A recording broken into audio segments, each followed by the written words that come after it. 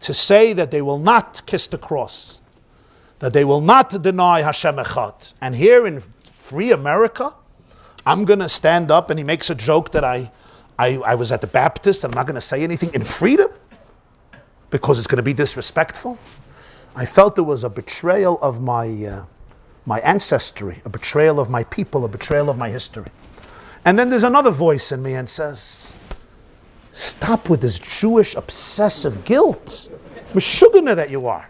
You gave a beautiful speech. You made a Kiddush Hashem. Everybody's applauding you. The guy made a stupid joke. It was funny. Move on, you idiot. Come on. I was like, this Jewish obsession. You're learning Gemara too much. So, not a Maram Shif. The guy made a joke. Let's stop with your pulpulin.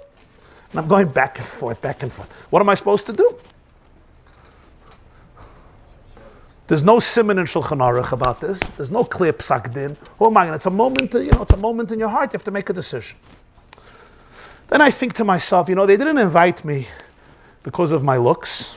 Maybe, but I don't think so. They didn't invite me because of my brains. I don't think so. They didn't invite me because my name is Yosef Yitzchak Jacobson. They invited me as a representative of the Jewish people. So it's not really about me. They didn't invite me as an individual who lives in New York and they wanted to see my face. They invited me as somebody to speak on behalf of the Jewish people, which they represented me. So it's really not about me. It's about the Jewish people. And I have a duty to the Jewish people. So it was not difficult for me. It was very difficult for me. And after this dilemma, I decided I'm interrupting him. And I interrupted him. He was in the middle of talking. And I interrupted, which you don't do. You don't interrupt. Again, it's not like by us where you dafka interrupt. People don't know what it means not to interrupt, right?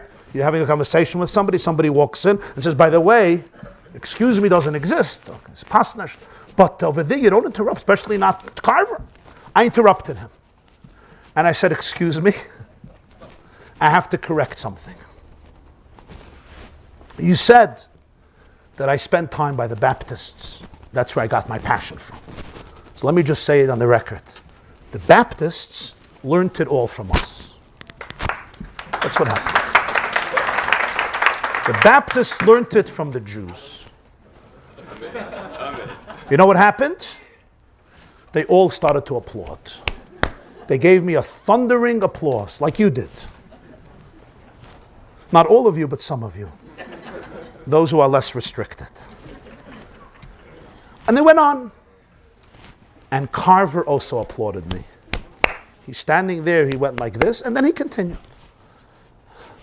I thought to myself, isn't that strange? When he said, I learned by the Baptists, nobody applauded. They giggled. They found it funny. When I said, no, you learned it from me, you learned it from us, they started to applaud me. Why? It should have been the other way around, if anything.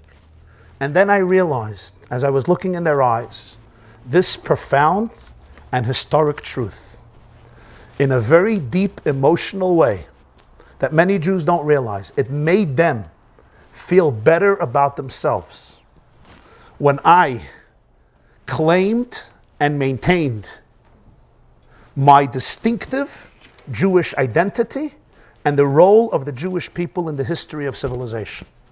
Somehow, it made them more comfortable in their own skin. It made them feel that they're living in a safer world, in a better world, in a more clear, decisive, and spiritually clear world, a world of clarity, when the Jew knew who he was and who he was not. When he said, I came and I learned it from the Baptist, it was funny, it was cute, no question. When I said, you learned it from us, we stood at Mount Sinai, and we are the ambassadors of God in this world, it made them feel better, not only about me, but also about themselves. It made them feel more comfortable in their own skin. Why? Because they know truth. They sense truth. People sense truth. And the truth is that the Jew was chosen to be the moral teacher of the world. The light unto the nations. Even though most Jews today were still uncomfortable with this. Especially religious Jews, who should be the most comfortable with this, are the least comfortable with it. And we're not going to analyze now the reasons for it, but we have spent 2,000 years in exile, and we learned to be embarrassed.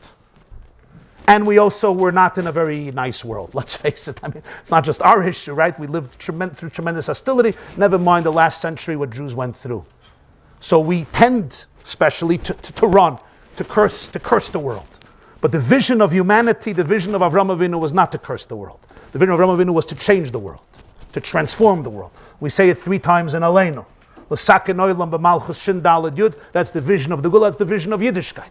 The Rambam says in Hilchas Malachim Zayin that on Ma'amad Har Sinai, Moshe gave every Jew a commandment to be responsible that every non-Jew observes the Sheva Mitzvahs Bnei Noach. This is a psak in the Rambam, Halacha l'Moshe Misinai. Could have we done it most of our history? No. We were busy trying to survive. Go to a non-Jew in Spain and tell him you have to observe the Sheva Mitzvahs Bnei Noach. Merit nish gefelt. Today we actually live in that time. Today the non-Jew would love to hear a message from the Jew. Today, most non-Jews would love to hear spiritual clarity from Jews. But for this, Jews can't stutter. For this, you have to have not arrogance, but deep spiritual confidence, which comes with humility. Who taught this? Rava. B'shamta de izbei, but b'shamta de lesbei. If you become arrogant, you're dangerous. But if you decide that you're worthless, you become equally dangerous. You become even more dangerous. And somehow I experienced then at that moment was that me standing up to the fact that I'm a Jew, and I'll never lie to you about that. And therefore we are the ones who were chosen to teach the world about ethics, spirituality, truth, kindness, and goodness. They felt the truth in it. And it's like when a child feels that mommy is being mommy and tati is being tati, they're safer in their own house. When children feel that the teacher is being a teacher and not a baby, they feel safer in their own classroom. And when the world feels that Jews are being Jews, they feel deeper respect and admiration towards the Jewish people. If there will ever be a day that the world will love the Jewish people, it's when the Jewish people will love the Jewish people. If there will be a day that the world will finally accept Israel, it's when Israel will accept Israel, which we still have not reached yet.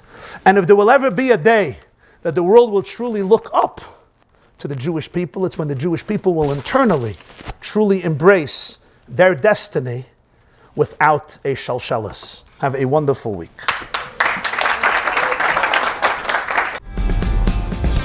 This class is brought to you by theyeshiva.net. Please help us continue the classes. Make even a small contribution at www.theyeshiva.net/donate.